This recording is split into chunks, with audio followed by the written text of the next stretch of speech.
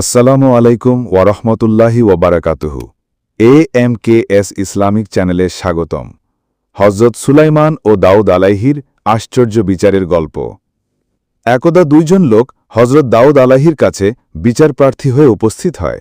তাদের একজন ছিল ছাগলপালের মালিক, অপরজন ছিল শস্যক্ষেত্রের মালিক।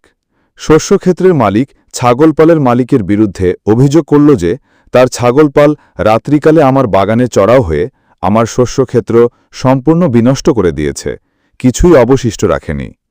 সম্ভবত বিবাদী বিষয়টি স্বীকার করে নিয়েছিল এবং ছাগলপালের মূল্য ক্ষতিগ্রস্ত ফসলের মূল্যের সমান ছিল।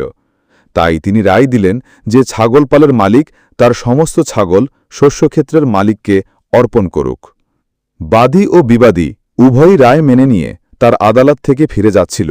দরজায় তার পুত্র হজরত সুলাইমান আলাইহির সাথে দেখা হয় তাদের।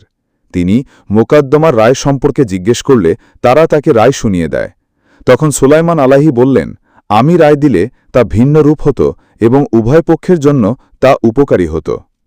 কথা হজরত দাউদ আলাইহির কানে পৌঁছলে তিনি প্রিয় পুত্র এবং বাদী বিবাদীকে ডাকলেন এবং বললেন, হে আমার পুত্র সুলাইমান, বলো তোমার রায় কি, যা দ্বারা উভয়ের কল্যাণ হবে।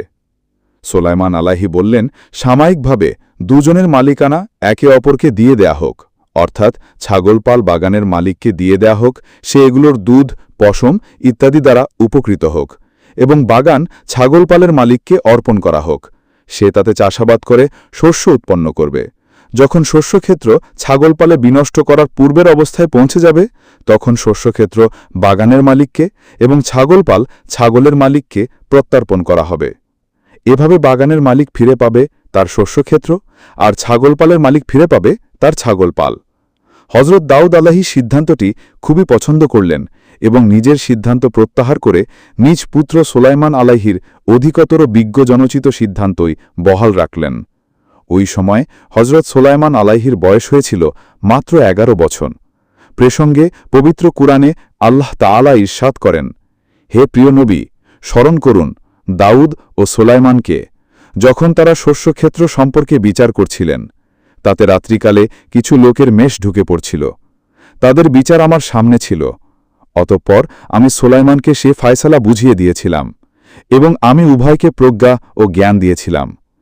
আর আমি পর্বত ও পক্ষী সমূহকে দাউদের অনুগত করে দিয়েছিলাম। তারা আমার পবিত্রতা ও মহিমা ঘোষণা করত। এই সমস্ত আমিই করেছিলাম। সূরা আম্বিয়া আয়াত নম্বর ৭৮ থেকে ৭৯।